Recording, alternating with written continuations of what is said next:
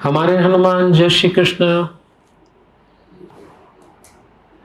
परम पिता परमेश्वर की बड़ी अनुग्रह भरी दृष्टि है और भगवान की असीम अनुकंपा है कि मैं पंडित विजय शंकर मेहता ठीक विजयादशमी के बाद से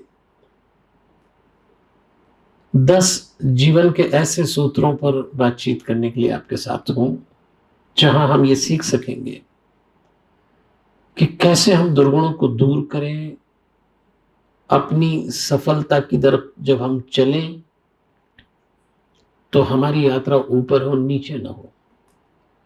मैं इसी से आपसे बातचीत आरंभ करूंगा कि बहुत सारे लोगों की कहानी होती है शून्य से शिखर पे जाने की, लेकिन हम अब आपको एक ऐसे कैरेक्टर से आपका परिचय कराएंगे जिसने शिखर से शून्य तक की यात्रा की थी। कैसे इंसान सफलता पे जाने के बाद नीचे गिरता है, वो कौन से तत्व हैं जो इंसान को सफलता के बाद भी पतन का मार्ग दिखाते हैं। वो हमारे दुर्गुण हैं, वो हमारी कमजोरियां हैं, और एक एक दिन एक एक की बात करते हैं।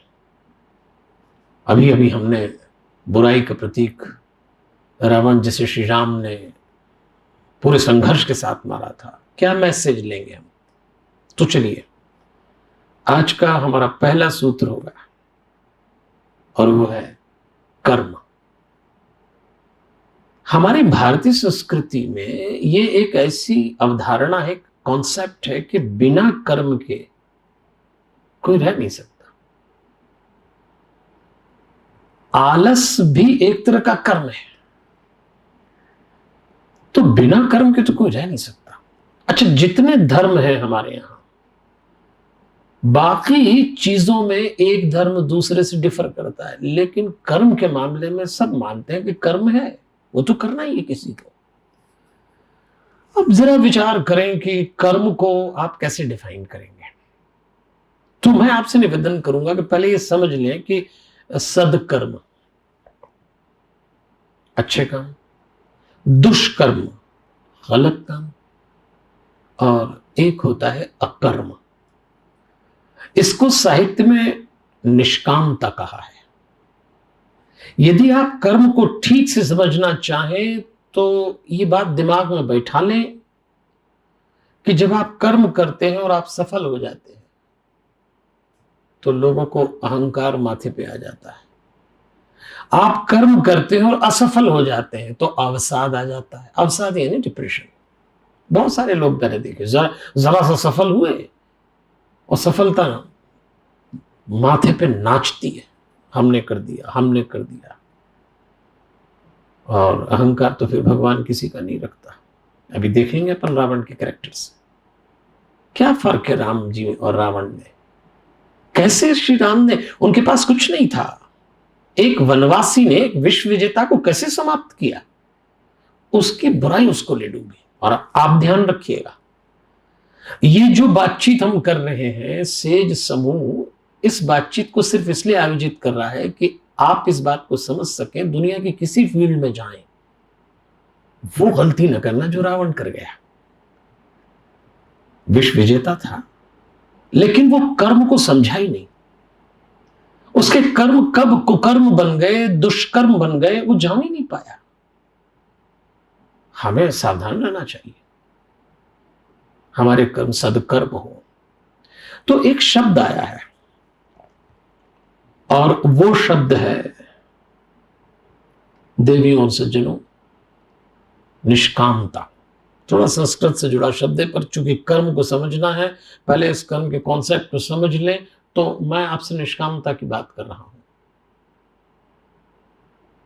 अंग्रेजी में इसको कहेंगे अटैच डिटैचमेंट। और थोड़ा क्लियर करूं निष्कामता क्या होती है। जिस समय आपके कर्म में मैं का बोध खत्म हो जाता है, उस समय निष्कामता शुरू होती है। जिस समय आप अपने कर्म में मैं कर रहा हूं, मैं कर रहा हूं, मैं कर लूंगा, मैंने किया, मैं का जो उद्घोष है उसको खत्म करना पड़ेगा, नहीं तो अहंकार आ जाएगा। करना आप ही को है। तो मैं अंग्रेजी में और थोड़ा सा क्लियर करके बताता हूं, और वो ये है, निष्कामता का अर्थ है डूइंग है, डूअर नहीं है।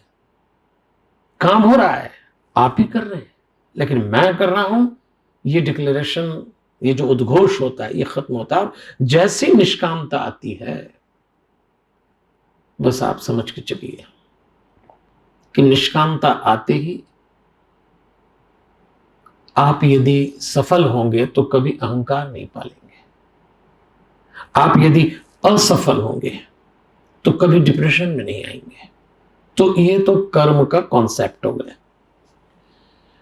अब आइए मैं आपको कुछ दृष्टांत सुनाता हूं। दृष्टांत मतलब सीन, दृश्य, तो शायद आपको बात आसानी से समझ में आ जाएगी।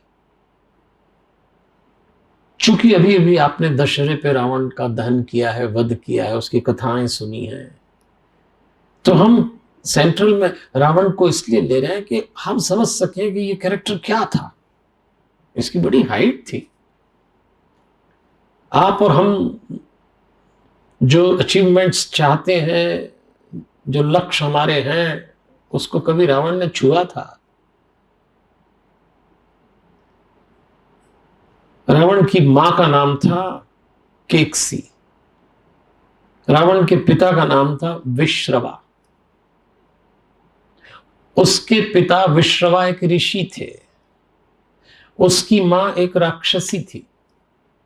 और रावण का नाना चूंकि विष्णु को मिटाना चाहता था, देवत्व को समाप्त करना चाहता था, तो अपनी बेटी का विवाह बड़ी प्लानिंग के साथ एक ऋषि से कर दिया। और उसका इरादा था कि मां यदि राक्षसी है, बाप यदि ऋषि है, तो जो संतान पैदा होगी वो रक्ष संस्कृति और ऋषि संस्कृति का मिला जुला रूप होगी। और हुआ भी ऐसा ही। अब रावण का जन्म हो गया। अब रावण का लालन पालन शुरू हुआ। और जब रावण का लालन पालन शुरू हुआ तो आश्रम, उसके पिता ने उससे कहा कि भाई ये क्या है, तेरे शरीर पे शस्त्रों के निशान कैसे हैं? तू तो एक ऋषि का बेटा है।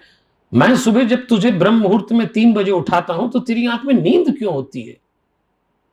उस समय उसका नाम था दशानन। तो उसने अपने पिता से कहा कि एक बात तय कर लीजिए, आप मुझे बनाना क्या चाहते हैं? अपनी मां से उसने कहा।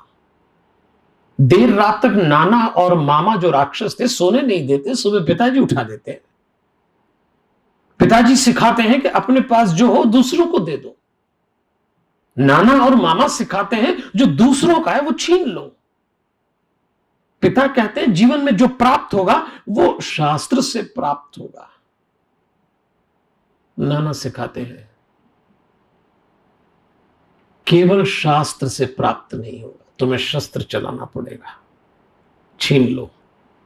तो बनाना क्या चाहते हैं आप? जब उस बालक ने अपनी मां, अपने पिता से ये सवाल पूछा तो दोनों के पास कोई उत्तर नहीं था, मिला जुला। मां ने अलग से समझाया कि सुन, तेरा जन्म एक विशेष उद्देश्य के लिए हुआ है। तुझे दुनिया लूटना है, रक्त की नदियां बहाना है, तो हिंसा का पुजारी बनना चाहिए। वक्त ऐसा आना चाहिए कि तेरा नाम लेके लोग कांप जाएं। आप बताइए, जिन घरों में माता पिता अलग अलग मन से, अलग अलग विचार से बच्चों का लालन पालन करेंगे, उस घर के बच्चे रावण बन जाएंगे। बच्चों के लालन पालन में पेरेंट्स एक कंसेंट पे होना चाहिए, गलती न करना। बात चल रही कर्म की। देखिए कैसे कर्म भटक जाता है, कैसे एक कर्म सत्कर्म होते होते दुष्कर्म में बदल जाता है। फिर तो रावण ने क्या किया? तपस्या की। और कैसी तपस्या की? ऐसी तपस्या की कि परमात्मा को आना पड़ा। और परमात्मा ने कहा कि बोल क्या मांगता है? उसने मांगा मैं किसी से मरूं नहीं। कर्म की पराकाष्ठा है। और क्या हो सकता है, इतना बड़ा कर्म अपनी गर्दन उतार दे कोई? ऐसी तपस्या, तपस्या एक कर्म है। लेकिन उसके पीछे इरादा क्या था? इरादा कुटिल था। लोग तपस्या करते हैं पुण्य के लिए, ये कर रहा था पाप के लिए। लोग तपस्या करते हैं दूसरों के भलों के लिए, ये कर रहा था दूसरों के बुरे के लिए। ध्यान दीजिएगा, कहीं हमारा कर्म रावण की तरह इस तरह से भटक तो नहीं रहा। और रावण ने जब तपस्या प्राप्त की तो रावण का कर्म कहता क्या है? उसने तो घोषणा की थी कि सिंह अपनी दहाड़ से मारा जाता है, सांप अपने फन के कारण कुचला जाता है, हिरण अपनी उछाल से मरता है, गाय अपनी दीनता से काटी जाती है और नारी अपने सौंदर्य से मर्दित की जाती है। मेरा आज से सारा कर्म इस संसार को कष्ट देने के लिए, पीड़ा देने के लिए, भय देने के लिए होगा। योग्य से योग्य व्यक्ति जब अपने कर्म को ऐसी दिशा में ले जाए तो वो रावण बनता है, शिखर पे पहुंचने के बाद नीचे उतरता है। तो आपसे निवेदन करेंगे, कर्म को नशा न बना लें। बहुत मेहनत का टाइम है, मैं जानता हूं आज 10 से 14 घंटे काम करना आसान बात है। गया वो वक्त जब 7-8 घंटे में पूरे हो जाते थे। इतना भी काम न करें, ये जो शरीर है ना, ये कीमत वसूल लेगा आपसे। तो अपने कर्म के मामले में लॉजिक लगा के, विवेक लगा के, टाइम मैनेजमेंट और हेल्थ, 3 बातें कर्म के साथ जोड़ना। टाइम, हेल्थ और पर्पस। आपके कर्म का उद्देश्य क्या है, उसका समय तय करिए और उससे हेल्थ को नुकसान ना हो जाए। एक छोटा सा निवेदन करूंगा आपसे, सुबह उठ के सबसे पहला कर्म क्या करें? अगर आप सूर्य को जल दे सकें, द बेस्ट है। और कोई छोड़ो, पूजा पाठ नहीं बनती तो कोई बात नहीं, मैं तो कहता हूं बिना नहाए भी दे सकते हैं। प्रकृति में पहली बार जब सूरज उगता है तो उसका ओज और तेज, वो जो उसकी आभा होती है, वो जो उसकी किरण होती है, यदि वो आप जल की धारा से अपने ऊपर ले लें, विश्वास करिए जो आपको मिलेगा वो अद्भुत है। तो बस मेरा निवेदन है, ये टाइम ऐसा है कि अपने कर्म को सत्कर्म बनाइए, अपने कर्म में सत्य और नैतिकता का छींटा लगाइए। आज लोगों के कर्म ऐसे हो गए, एक छोटी सी पंक्ति के साथ कहता हूं, बुढ़िया लड़खड़ाई बाजार में तो कोई झुककर उठाने को तैयार नहीं हुआ, और गोरी का झुमका क्या गिरा, सारा बाजार घुटने पे आ गया। ये नैतिकता है? ये कर्म है? क्या ऐसे कर्म करेंगे? तो चलिए यहीं से इस विचार को जीवन में उतारना। रावण की तरह तप तपस्या करिए, शीर्ष पे पहुंचिए, पर वो गलती ना करिए जो उसने की है। अपने कर्म को सत्कर्म बचाइए, दुष्कर्म होने से रोकिए। मैं पूरे सेज ग्रुप की ओर से आपके भीतर की संभावना टटोल रहा हूं। सेज समूह का उद्देश्य यह है कि आप कुछ विचारों को स्पष्ट रूप से जीवन में उतारें और सफल हों। अगले विचार के साथ फिर मिलेंगे। हमारे हनुमान। जय श्री कृष्ण।